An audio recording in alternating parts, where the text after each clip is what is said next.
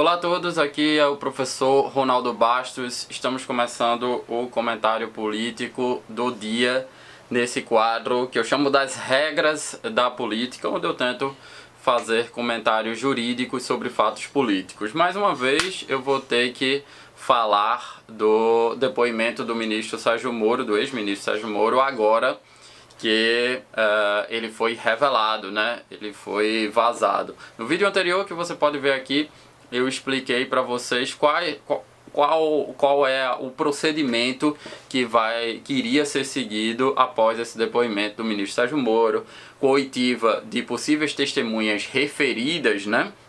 Que no caso a gente vai ver, ele se referiu a ministros que estavam presentes quando o presidente Bolsonaro teria manifestado esse seu desejo de interferir, segundo ele entendia, na Polícia Federal, até o final do inquérito, para depois ter uma denúncia ou uma promoção de arquivamento, né? No vídeo de hoje, agora eu tenho acesso ao depoimento dele, né? Como todas as pessoas tiveram, e eu esperei, obviamente, até...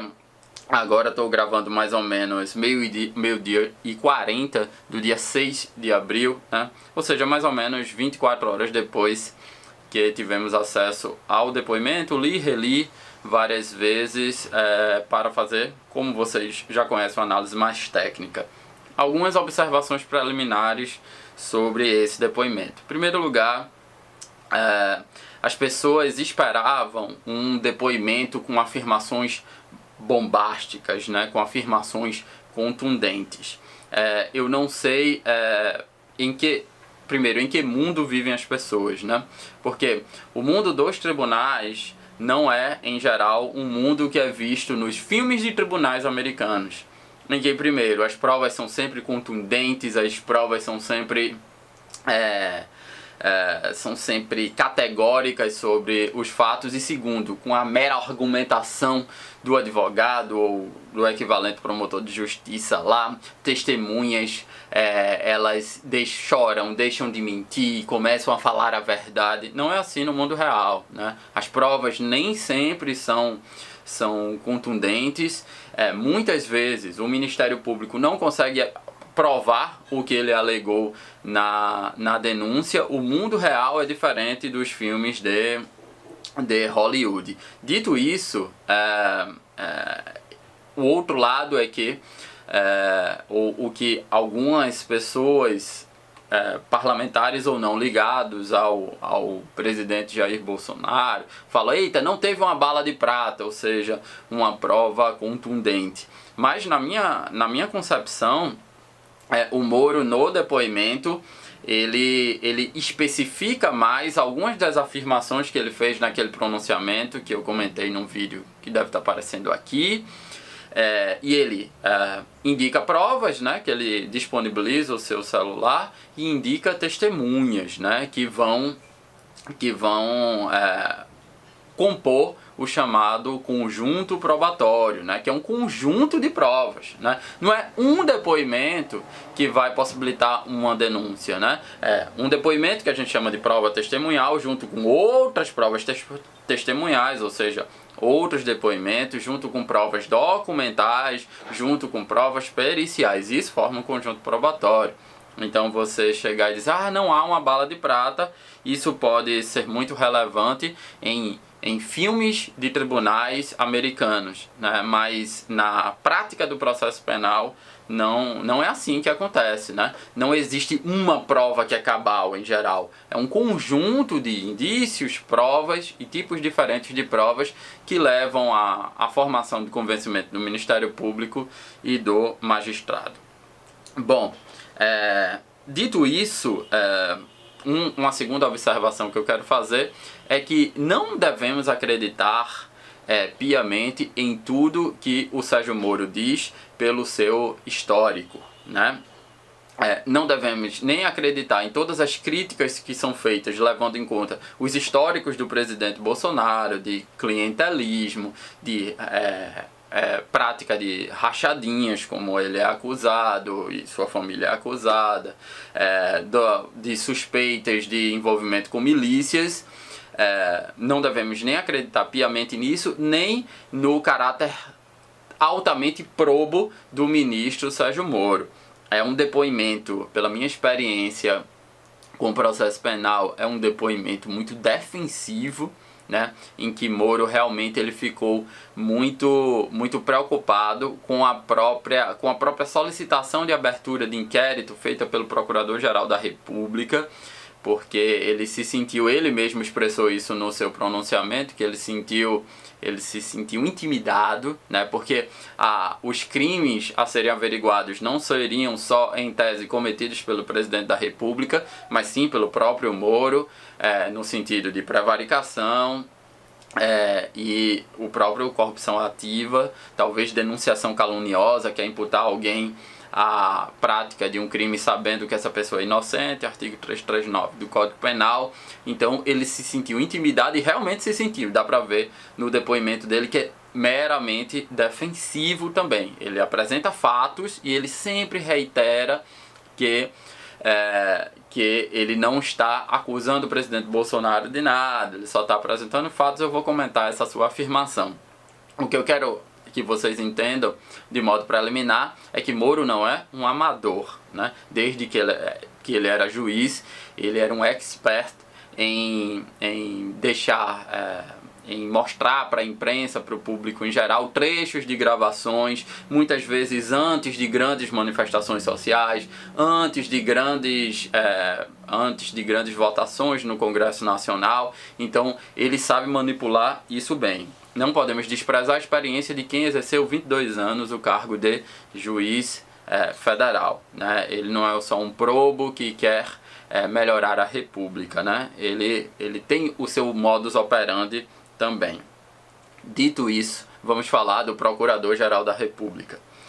O Procurador-Geral da República, até esse momento, ele tinha se comportado menos como um membro do Ministério Público independente e mais como um ministro do Bolsonaro. Ele tinha até sido comparado já ao PGR, o Procurador-Geral da República da época de Fernando Henrique Cardoso, que era conhecido não como Procurador-Geral da República, mas como Engavetador-Geral da República. Ou seja, ao invés de fazer denúncias, ele engavetava tudo que poderia prejudicar o governo de Fernando Henrique Cardoso.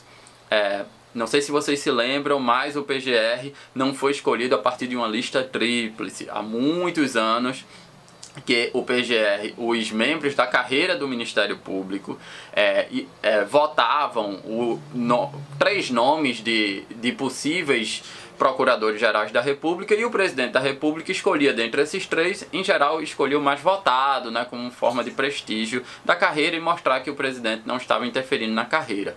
Do ponto de vista constitucional, o presidente poderia fazer isso? Não. O presidente é livre para nomear quem ele achar que tem aptidão para o cargo, né? Mas essa era uma prática que mostrava independência. O que é que Bolsonaro fez? Desprezou essa lista tríplice e nomeou o Augusto Aras, que, segundo a imprensa, tinha ideologias bem parecidas com a do presidente, né? E esse Augusto Aras, o Procurador-Geral da República, depois de que o documento foi revelado, 5 minutos depois, ele já afirmou que não teria elementos para apresentar uma denúncia, esse depoimento do Sérgio Moro. Veja, eu acho que é preciso ter bastante prudência, né? Eu tenho bastante prudência e eu sou, apesar de ser servidor público, eu sou meramente, aqui nesse canal, um comentarista de fatos políticos. E eu esperei 24 horas para fazer meu primeiro comentário sobre essas questões que eu acredito que eu tenho responsabilidade no que eu falo. Um Procurador-Geral da República e esperou 5 minutos para fazer isso, não deu nem tempo de ler o depoimento. Vocês não sabem quantas vezes eu li e reli o depoimento para fazer esses comentários, né? E por fim, eu quero dizer, como alguns de vocês já estão acostumados, que o meu objetivo aqui é fazer um comentário o mais moderado possível, o mais técnico possível, né? Eu não quero puxar nem para um lado nem para o outro. Eu não quero nem promover uma caça às bruxas de Bolsonaro, nem quero, eu já falei isso em um outro vídeo sobre as dúvidas de vocês sobre o depoimento de Sérgio Moro, nem quero que se troque um herói pelo outro, né? Quem considera esses dois, Bolsonaro e Sérgio Moro, heróis, né? Eu quero analisar fatos, né? E eu acho que você, enquanto eleitor, você, enquanto observador da sociedade, não deve buscar heróis, né? Deve buscar propostas, né? Então, é sobre isso. Então, começando o meu comentário de hoje. Eu quero começar retrocedendo um pouco, e não sei se vocês se lembram que Sérgio Moro disse que havia indícios que o presidente estava querendo interferir na Polícia Federal, e que ele dialogou várias vezes com o presidente, dizendo que a Polícia Federal era um órgão diferente da ABIN, etc., e que ele não poderia interferir no trabalho da Polícia Federal. E no mesmo dia que ele falou isso, ele liberou para o Jornal Nacional, um programa da Rede Globo,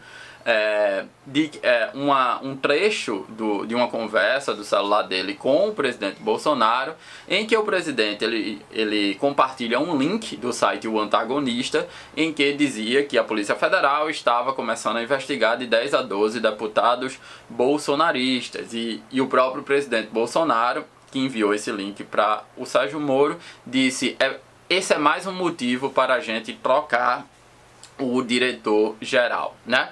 E aí o presidente, num pronunciamento de ontem, ele mostrou de forma inédita, né? Inédita essa mensagem, confirmando que a mensagem era verdadeira e que ele já teria enviado esse link outra vez para o Sérgio Moro, e o Sérgio Moro disse que isso era uma fofoca, né? Que isso não estaria acontecendo, né?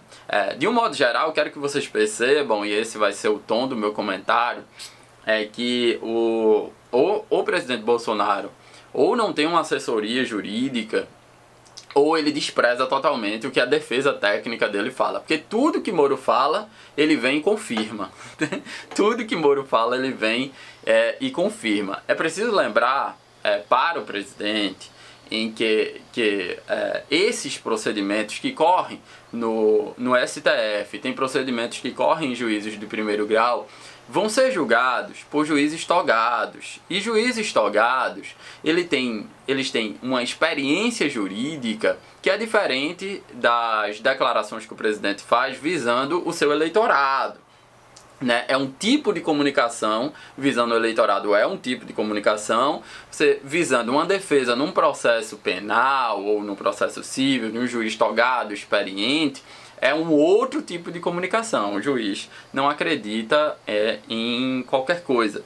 Então, o primeiro fato é esse, é que o presidente ele confirmou que a mensagem é verdadeira, né? E o ponto que eu acho que é nevrálgico nesse caso é que nessa mensagem ele diz: esse é mais um motivo para trocarmos o diretor-geral da PF. Ou seja, além da perseguição de deputados bolsonaristas, teria mais um motivo. E aí fica bastante claro no depoimento de Sérgio Moro à PF, que é a troca do superintendente do Rio de Janeiro, por coincidência, o estado do presidente, que em 2019 o presidente já queria fazer essa troca, né?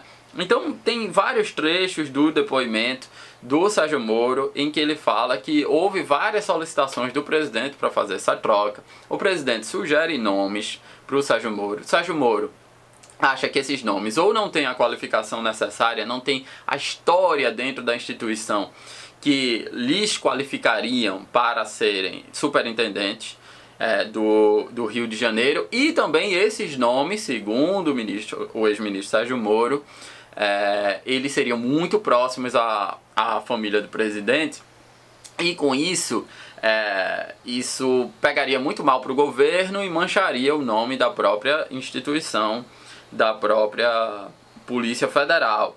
E o presidente, diz o Sérgio Moro, contrariado, ele fez a afirmação pública de que era ele que mandava e ele ia pôr o Alexandre Saraiva lá na superintendência, né? E aí continua o depoimento dizendo basicamente que a gente já sabe que o Ramagem, né, que o presidente queria colocar na diretoria geral, era muito próximo ao presidente, né, e que isso não seria possível, que o presidente queria ter acesso a relatórios de inteligência da PF, isso não seria possível. O que é que o presidente falou? O presidente confirmou essas coisas, né? No seu primeiro pronunciamento, ele confirma que queria ter relatórios de inteligência, porque ele tinha relatórios da ABIN, tinha relatório das Forças Armadas, queria relatório de inteligência da Polícia Federal. Eu já afirmei em um vídeo anterior que a ABIN e as Forças Armadas são assessoras diretas do presidente, inclusive os relatórios da ABIN compõem o SISBIN, né, que é o Sistema Nacional de Inteligência, Sistema Brasileiro de Inteligência, e alguns relatórios de inteligência da Polícia Federal o presidente não tem acesso, porque o presidente pode ser um dos investigados, ou pessoas ligadas ao presidente pode ser um dos investigados, por isso que ele não pode ter esse relatório de inteligência. Só que o presidente vem e confirma essas questões. O presidente faz uma alteração, dizendo que eu nunca quis ter acesso a inquéritos, né? E ele muda esse termo, principalmente porque o Sérgio Moro ele é muito cauteloso no seu depoimento. Como eu disse, o Sérgio Moro, eu disse num vídeo de ontem, deve estar aparecendo aqui, que o Sérgio Moro, se ele caluniar o presidente ou difamar o presidente, imputar ao presidente crimes, a ocorrência, a prática de crimes, ele pode incidir, além dos dispositivos do Código Penal, no artigo 26 da Lei de Segurança Nacional, que protege o presidente nesse ponto. Então, por isso que o Moro reitera, e por isso que eu digo que é um depoimento defensivo, que ele só descreveu fatos. Quem tem que dizer se é crime ou não é o Ministério Público e, no final das contas, o magistrado ao final do processo. Veja que é algo bastante defensivo, e essa é a influência que o Augusto Aras fez ao envolver o próprio Sérgio Moro na investigação de todos esses crimes. E aí o que fica muito claro, que o presidente confirma, é que o Sérgio Moro disse que o presidente teria dito a ele que ele, Sérgio Moro, já teria 27 superintendências, né? E ele só queria uma, logo a do Rio de Janeiro. Veja, o Moro não tem essas 27. Essa é uma concepção patrimonialista de Estado, né? Inclusive, a superintendência é indicada pelo diretor-geral da Polícia Federal. O que o presidente pode é trocar o diretor-geral. O presidente não pode interferir nessa indicação, né? É interessante que quando o presidente substitui o Valeixo, antigo diretor-geral, pelo Ramagem, o primeiro ato é pôr o Saraiva na superintendência, né? E jogar o superintendente do Rio de Janeiro, promover o superintendente para ser o 02 da PF. Ainda vou comentar essa promoção. Veja, por que o presidente Bolsonaro está interessado na superintendência justamente do Rio de Janeiro, justamente do seu estado, onde há investigações envolvendo os seus filhos, onde há investigações envolvendo membros ligados a ele, onde há investigações sobre Queiroz, né? Por que isso, né? Ele diz que porque estão acusando ele injustamente ou pessoas ligadas a ele, de ter matado a vereadora Marielle. Veja, a investigação da vereadora Marielle não tem nada a ver com a Polícia Federal, é competência estadual, é Polícia Civil. E ele, para se justificar, aí ele fala mais uma vez que o seu filho Renan é um pegador, pegou metade do condomínio. Ele fala de Preta Gil, ele fala dos processos lá de Maria do Rosário, ele fala de tudo, menos das coisas que interessam realmente a elucidação do fato, né? Então, ainda essa questão da promoção é muito interessante, que na administração pública nem toda promoção é para o bem, né? Se vocês pegam uma cena, não sei se vocês se lembram, do filme Tropa de Elite, em que o Capitão Nascimento, Coronel Nascimento, ele, quando estava atrapalhando muito o sistema, né? Ou o sistema, que eram aqueles esquemas dos políticos do Rio de Janeiro, ele é promovido. E aí, quando ele é promovido, sem ele se dar conta, ele começa a trabalhar, facilitar o trabalho da própria milícia. Então, quando o superintendente da Polícia Federal, qual é a competência? Vamos ler lá no Estatuto da Polícia Federal, na lei regulamentadora da Polícia Federal. O superintendente, ele tem por função criar políticas criminais e executar essas políticas criminais naquele âmbito de atuação.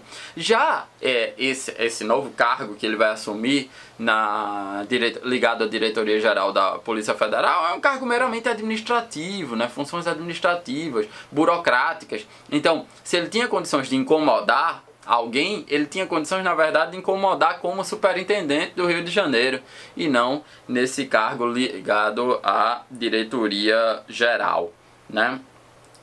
E Moro falou ainda de como teria se dado essa falsidade ideológica, aquela questão da assinatura dele no ato de exoneração do Valeixo. Isso eu acho uma questão de só menos importância, porque é possível, embora seja improvável, mas é possível que tenha havido um mero atropelo administrativo, né? Em que todo o processo de exoneração é um processo administrativo em que o Moro ele teria que dar a sua anuência. Ele não teria que dar, mas no caso que é um servidor ligado ao seu ministério, normalmente isso é um ato, esse ato de exoneração é o presidente e o ministro da pasta. Então ele teria que ter dado antes, segundo ele diz, assinado eletronicamente esse ato. E ele não o fez, então isso configuraria falsidade ideológica. Mas isso é uma nulidade apenas relativa, na minha opinião. Então, logo em seguida, o ato foi republicado. Né? A questão toda é saber se foi exoneração a pedido ou não. E aí existem problemas criminais decorrentes disso. Em relação ao Moro, eu quero dizer mais duas coisas, né? A primeira que eu já repeti, o Moro diz que nunca acusou o presidente de crimes, né? Ele só descreveu os fatos. Isso é nitidamente um comportamento defensivo. Se você, por exemplo, diz que, olha, eu vi fulaninho com uma faca cheia de sangue e tinha um corpo ao lado dele. Você só está descrevendo fatos, mas é óbvio que você está acusando alguém de crime. Quando fala que o presidente indevidamente está querendo interferir na Polícia Federal, o presidente indevidamente está querendo nomear alguém para proteger deputados bolsonaristas, proteger a sua família, ele está acusando de crimes. Ele está acusando, por exemplo, de advocacia administrativa, que é você trabalhar por interesses pessoais dentro da administração pública. Ele pode estar acusando de obstrução da justiça para impedir que a Polícia Federal chegue perto dos seus, né? Então, o fato de você só descrever fatos e não estar imputando alguém de crime, quando você descreve fatos, é óbvio que você imputa alguém de crime se esses fatos forem criminosos. Ficou muito claro para mim que o presidente o Moro acusou o presidente de ter cometido crimes. Se esses crimes ocorreram, ele não responde por nada, né? E um fato problemático é que no seu depoimento, o Sérgio Moro ele vai falar que o presidente ele dava algumas contraprestações aos presidentes de algumas ações da Polícia Federal, de alguns inquéritos que estavam tramitando na Polícia Federal. Diz ele, depois que as execuções eram feitas, como uma busca e apreensão, como uma prisão. Veja, eu acho que isso é uma interferência indevida do próprio Ministério da Justiça, né? No próprio ministro da Justiça, enquanto ele era ministro, na Polícia Federal. E ele revelar isso ao presidente, ainda que sucintamente, isso é um tanto problemático também. E Moro vai ter que ter cuidado com essas afirmações. Essas afirmações podem se voltar contra ele. Bom, é isso. O comentário ficou um pouco longo de hoje, mas espero que vocês tenham gostado. Coloque aí suas dúvidas, suas críticas, seus xingamentos nos comentários aqui desse vídeo. Até uma próxima.